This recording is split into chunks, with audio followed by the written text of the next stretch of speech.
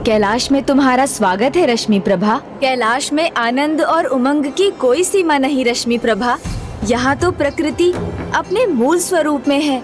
सब कुछ हरा श्वेत निर्मल है और पूरे परिवार के साथ मिलकर रहने का तो आनंद ही कुछ और है। और तुम्हें तो दो दो भ्राताओं, मेरा और कार्तिकेय भैया का स्नेह मिलेगा यहाँ।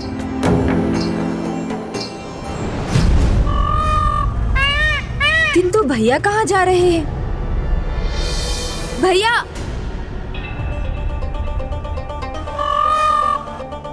हाँ बोलो गणेश। भैया क्षमा कीजिए कि मैं आपको टोक रहा हूँ, किंतु इतनी शीघ्रता में आप कहाँ जा रहे हैं? गणेश, भंडासुर के अंत के बाद सभी असुर स्वयं को सम्राट घोषित कर मनमानी कर रहे हैं। दक्षिण में उनका आतंक बहुत बढ़ गया है। मुझे वहां जाकर स्थिति को नियंत्रण में लाने के लिए वहीं रहना होगा। वहाँ रहना होगा? क्या ये पिताश्री का आदेश है? गणेश, पिताजी एक अत्यंत महत्वपूर्ण कार्य में व्यस्त है, किंतु उन्होंने ही सिखाया है हमें सदैव अपने कर्तव्यों का निर्वाह करना चाहिए। और मेरी कर्तव्य भूमि है दक्षिण। मुझे जाना ही होगा गणेश। मेरा कर्तव्य मुझे दक्षिण बुला रहा है।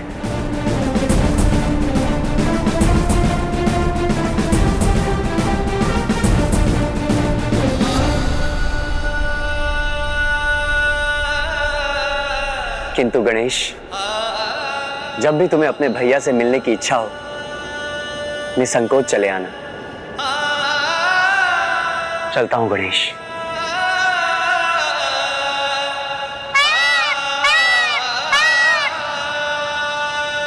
किंतु पिताश्री क्या महत्वपूर्ण? चलिए मयूर जी।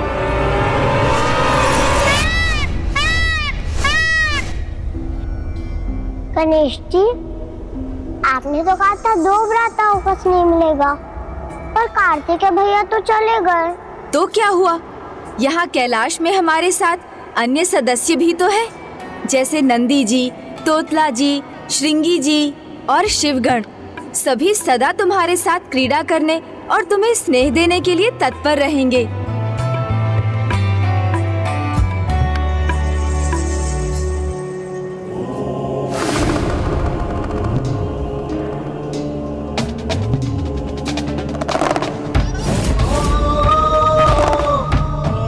पिताश्री प्रभु महादेव काले वस्त्रों में?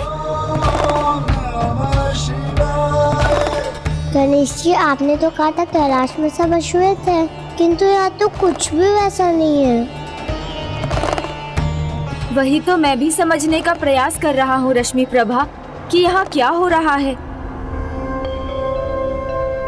प्रणाम पिताश्री, कृपया मुझे बताइए कि आपने इन श्याम वर्ण के वस्त्रों को क्यों धारण किया है? अवश्य पुत्र, ये तो मेरे लिए अत्यंत हर्ष की बात है। मैं एक अत्यंत शुभ कार्य करने के लिए तत्पर हूँ, जिसका आरंभ करने पर 41 दिन पूरी निष्ठा से इसका पालन करना होता है। इसे दीक्षा समझें, व्रत कहें। अब ये 41 दिन निरंतर चलती रहेगी। ये आयोजन अत्यंत महत्वपूर्ण है। अब जिसमें 41 दिन इस माला को धारण करना होगा, क्योंकि ये माला सभी नियमों का स्मरण कराती है। पिताश्री, हमें इसके नियम विस्तार से बताने की कृपा करें। इस व्रत की अवधि में प्राणी को पूर्ण ब्रह्मचारी होकर पूजा करनी होती है। भोर में उठने के बाद और रात्रि में निद्रा से पहले शीतल जल से स्नान करना होता है। स्नान आदि कर पूजा के उपरांत ही आप भोजन कर सकते हैं, जो सात्विक हो, जो स्वयं अपने हाथों से बनाया गया हो। इसलिए आज से देवी पार्वती अन्यथा कोई भी 41 दिनों तक मेरा भोजन तैयार नहीं करेगी। इन 41 दिनों में सुगंधित दिव्य आदि का प्रयोग, कोई भी हिंसा, किसी की भी निंदा अथवा मनोरंजन के कार्यों का भी निषेध करना होगा। बस भक्ति के सागर में ही रमना होता है। इस समय काले वस्त्र धारण करना और बिना पादुकाओं की रहना होता है। हर प्रकार के व्यसन अथवा मादक पदार्थों से दूर रहना होता है और किसी भी मूल्य पर स्वयं को तन और मन दोनों से पवित्र रखना होता है। कहीं भी यात्रा से लौटने पर पांव धोकर ही निवास में प्रवेश करना होता है। इस प्रकार सरल और पावन जीवन का निर्वाह करते हुए धरती पर शैया बिछाकर निंद्रा करनी होती है और सदैव मस्तक पर चंदन का लेप और कुमकुम लगाना होता है। ये माला धारण करना इस व्रत का प्रारंभिक चरण है। इन नियमों का पालन कर 41 दिन के उपरांत मैं सबरीमाला मंदिर की तीर्थ यात्रा पर जाऊंगा। सबरीमाला? और 41वें दिन यात्रा की समाप्ति पर प्रभु दर्शन के साथ ये व्रत संपन्न होता है। उसके उपरांत सभी भक्त अपनी माला का त्याग कर सकते हैं। इतना कठिन व्रत और इतने सारे नियम, ये किन भगवान की पूजा के लिए? स्वामी शरणमयप्पा, स्वामी शरणमयप्पा, स्वामी शरणमयप्पा। ये किनका नाम है गणेश जी? मैंने तो ये नाम पहले कभी नहीं सुना। आपके पिताजी तो देवों के देव है ना गणेश जी, महादेव है, वो सबसे बड़े हैं, तो फिर वो किसी और भगवान की पूजा क्यों कर रहे हैं? ओम गणपते नमः।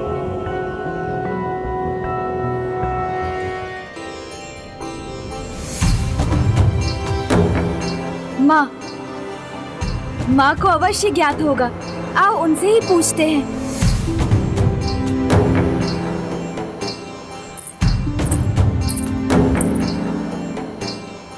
माँ,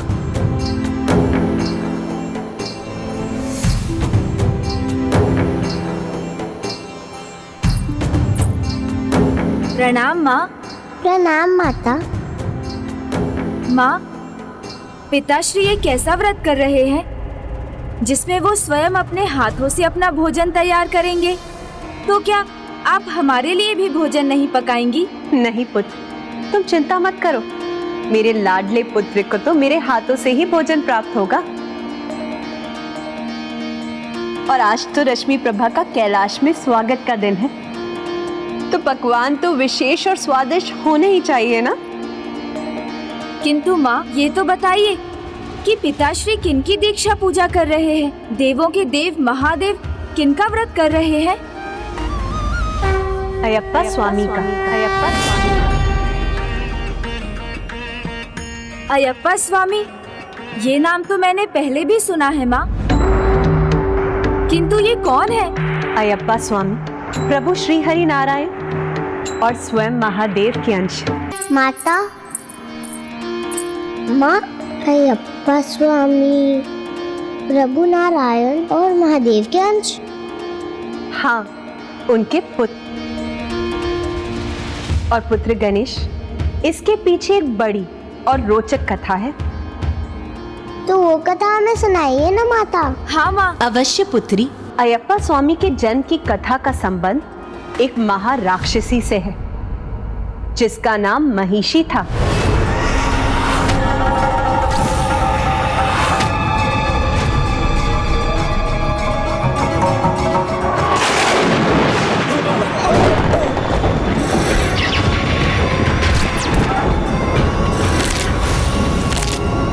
महिषी महिषासुर की बहन थी, वही महिषासुर जिसका वध मैंने महिषासुर मर्दिनी के रूप में किया था।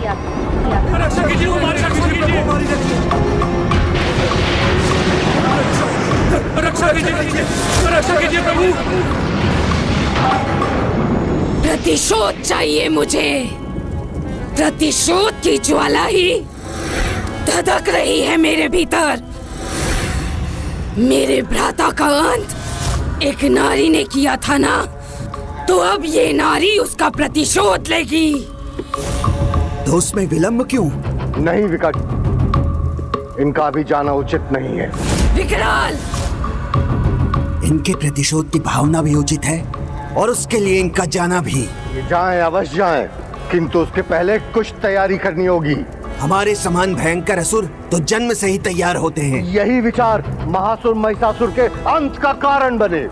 नहीं, उनका अंत नारी शक्ति पर संदेह के कारण हुआ। और महिषी तो स्वयं एक नारी है। नारी है, अजय नहीं है। इन्हें अजय बनना होगा। परंतु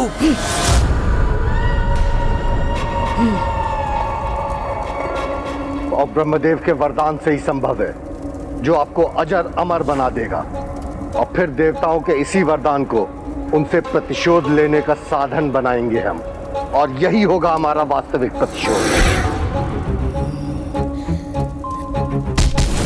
तो पहले वरदान, फिर प्रतिशोध। और महिषी ब्रह्मदेव की तपस्या करने लगी। और फिर महिषी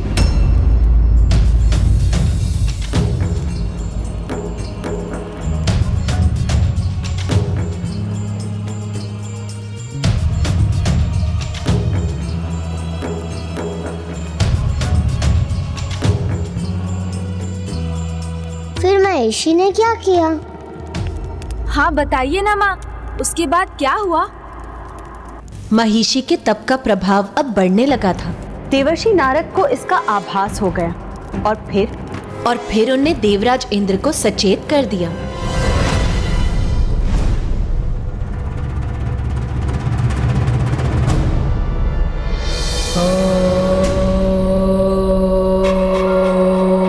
ब्रह्मदेवाय नमः।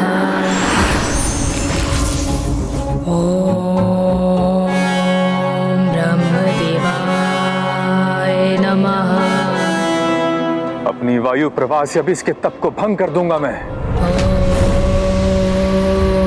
ओम ब्रह्मदेवाय नमः।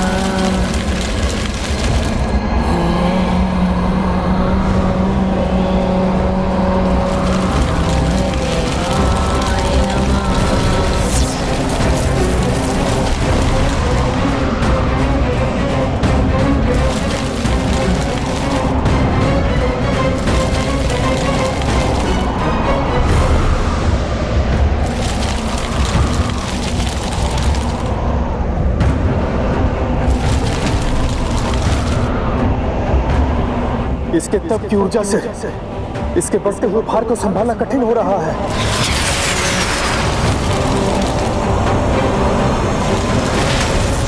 वायुदेव, संभालिए अपने आप को। वायुदेव को उनकी ही वायु से आहत किया इस दुष्टा ने। अब मैं इसका अवश्य दंड दूंगा इसे। इसके तप का ताप मेरी अग्नि के समक्ष नहीं टिकेगा।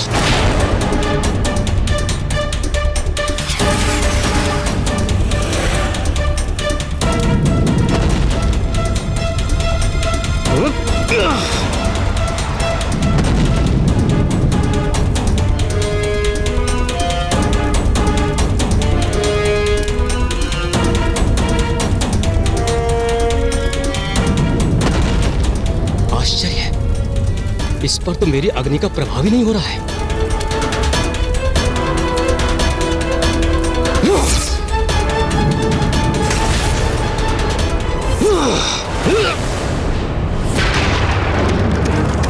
चिंता मत कीजिए अग्निदेव और वायुदेव,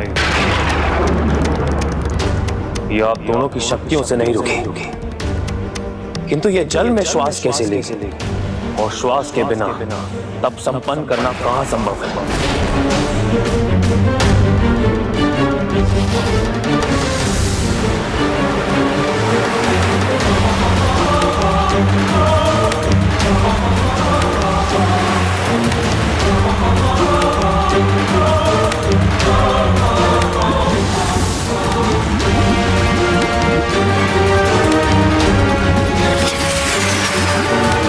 जल से भी सुरक्षित हो रही है प्रतिष्ठा, किंतु मैं रुकूंगा नहीं।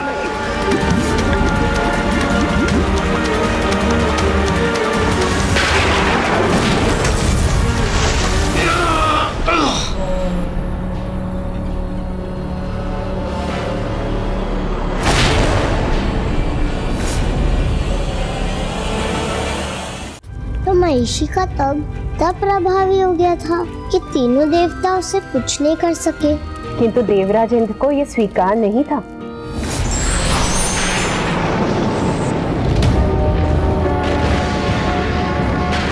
इसने तो अपनी तपो शक्ति से वायुदेव को होने की वायु से और अग्निदेव को होने की अग्नि से पीछे कर अरुण देव को होने के जल से भिगो दिया। अब मुझे ही कुछ करना होगा।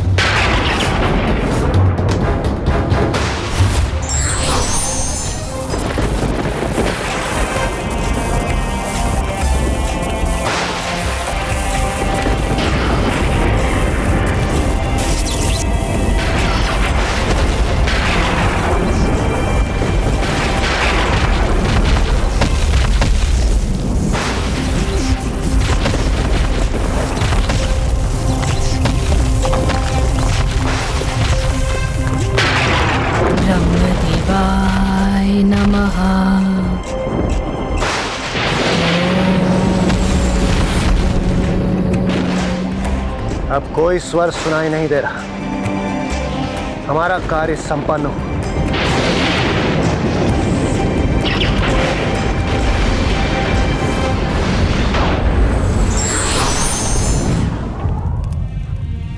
तो माँ सच में महिषी का तप भंग हो गया? नहीं,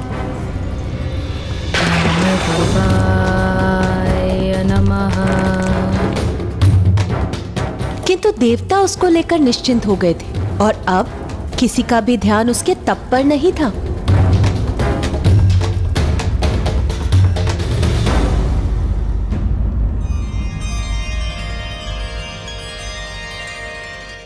वहां एक ओर महिषी का घोर तप चल रहा था और वहीं दूसरी ओर पृथ्वी पर पांडुलम राज्य के राजा राजशेखर और उनकी पत्नी, वो दोनों अपने आराध्य महादेव एवं श्री हरि की पूजा में लीन थे। वो इन दोनों देवों के इतने बड़े भक्त थे कि उनकी पूजा सदैव साथ ही करते थे। ओम शंकराय नमः। ओम महादेवाय नमः। ओम नारायणाय नमः। ओम महादेवाय नमः। ओम नारायणाय नमः। ओम महादेवाय नमः।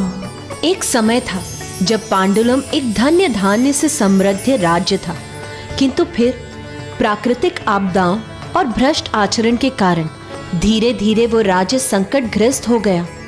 रोग और भूख उस राज्य की प्रजा का आखेट करने लगे। राजा का कोई उत्तराधिकारी भी नहीं था, इसीलिए वो दोनों संकट से मुक्त होने के लिए और पुत्र सुख पाने की कामना में हरिहर की पूजा कर रहे थे। ओम नारायणाय नमः। किंतु कोई था जो उनकी इस स्थिति का लाभ उठाने की ताक में था।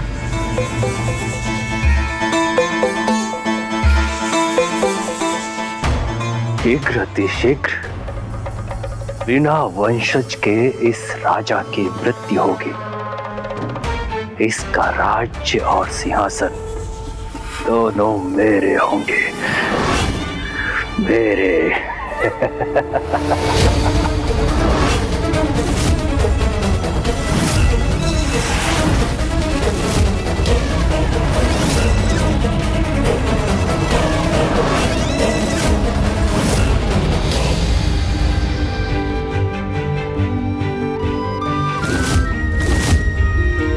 क्या हुआ माँ?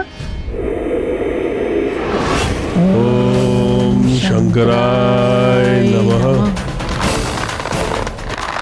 पांडुलम के महामंत्री, अब समय आ गया है तुम्हारी योजना पूर्ण होने का।